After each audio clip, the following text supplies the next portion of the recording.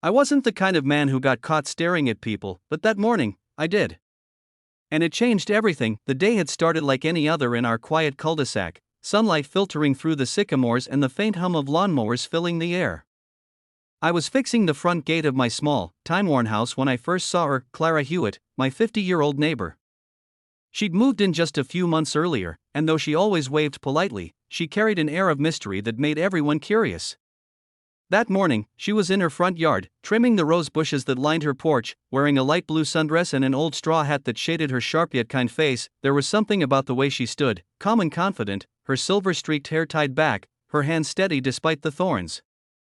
I didn't realize I'd stopped working until she looked up and caught me staring, her lips curved, not into a frown, but into a knowing smile. Then, with a gentle chuckle that somehow carried across the space between us, she said, "If you want to look, just ask." I froze. My hammer slipped from my hand and hit the concrete with a clang that seemed to echo louder than it should have.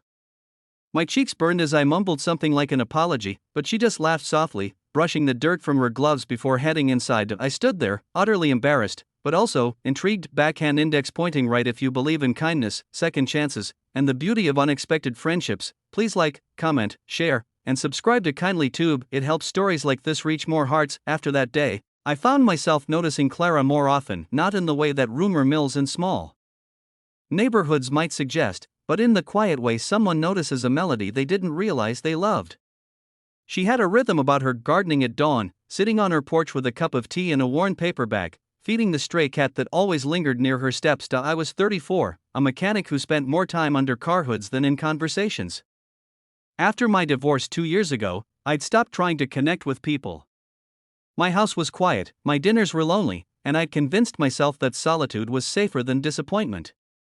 But Clara, she had this way of existing that made silence feel full instead of empty. One afternoon, as I was coming home from the shop, I noticed her struggling to lift a heavy pot of soil. Without thinking, I dropped my toolbox and hurried over. She glanced at me with surprise but smiled.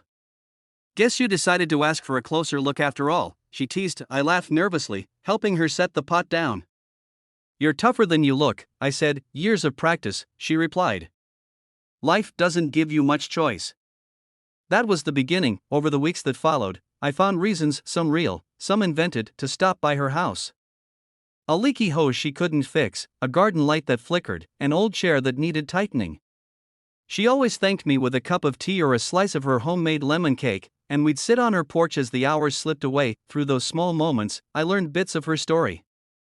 Clara had been a nurse for nearly 25 years, until a car accident left her with a permanent limp and early retirement. Her husband had passed away a few years before that. She'd sold her old home after her grown children moved abroad, and now she was here relearning how to live, alone but not broken. There was strength in her eyes, but also a softness that made my guarded heart stir. One day, after we'd spent the afternoon painting her fence white, she said quietly, "You remind me of someone I used to know." He hid behind his work, too. Thought if he kept his hands busy, maybe his heart wouldn't hurt so much. I didn't know how to respond. I stared at the brush in my hand, paint dripping onto the grass. "Maybe he was right," I muttered. "Maybe," she said. "But sometimes, you have to let the ache breathe a little." It was strange how her words hit deeper than any advice I'd ever been given. I found myself opening up to her, slowly. I told her about my ex-wife, how we fell apart after years of trying to pretend we were still in love. How I'd given up on the idea of being understood. She listened, not with pity, but with a kind of patient empathy that only someone who had seen her own share of storms could offer. Days turned into weeks. The neighborhood began to notice our friendship. People whispered. A few smirked when they saw us laughing on her porch. But neither of us cared. One Sunday morning, she asked me to drive her to a nearby lake. "It's my husband's favorite place," she said. "I haven't been there since he passed. I think it's time." The day was bright and clear. The lake shimmered under the daylight, surrounded by tall pines swaying gently in the breeze. We sat on a weathered bench overlooking the water. Clara placed a small bunch of roses by the shore, her hands trembling slightly. She didn't cry. She just smiled faintly, watching the petals float away. "He loved watching the light on the water," she whispered. Said it reminded him that beauty doesn't disappear, it just moves. We sat there in silence.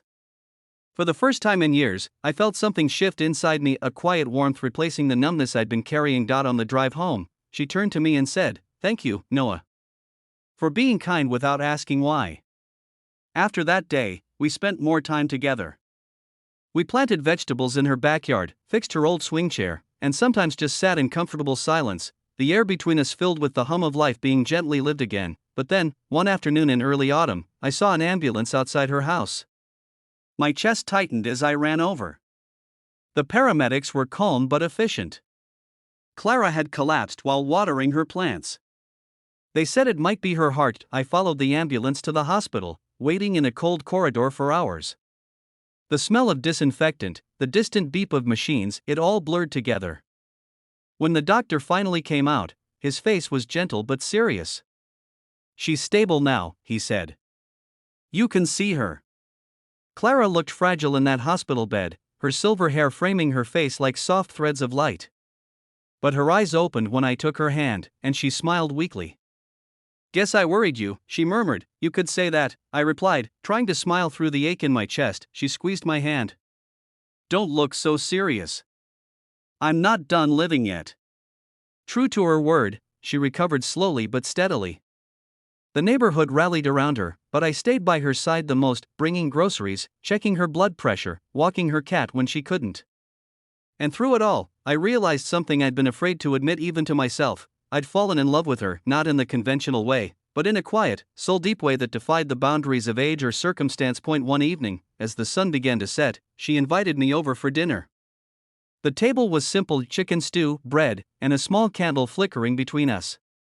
She looked healthier, her cheeks glowing faintly in the soft light. After a long pause, she said, "Do you know why I told you that day? If you want to look, just ask?" I smiled faintly. "To embarrass me?" She laughed softly.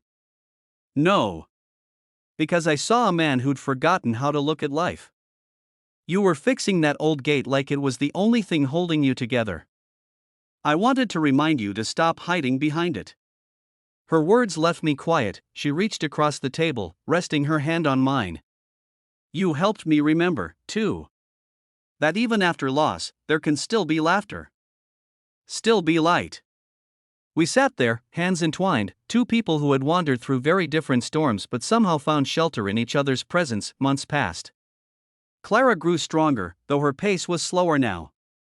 I began helping her teach gardening classes at the local community center, where she became something of a legend, the woman with silver hair and a radiant smile who could make anything bloom. And me?